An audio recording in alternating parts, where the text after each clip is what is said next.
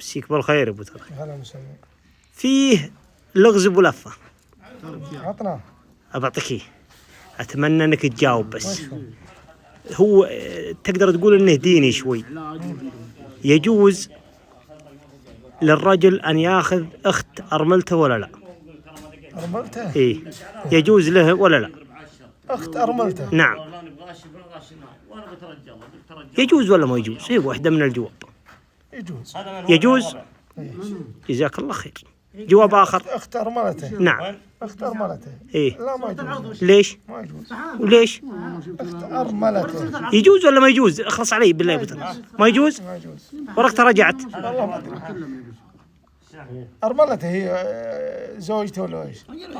إيه. أنت فاصل جايب.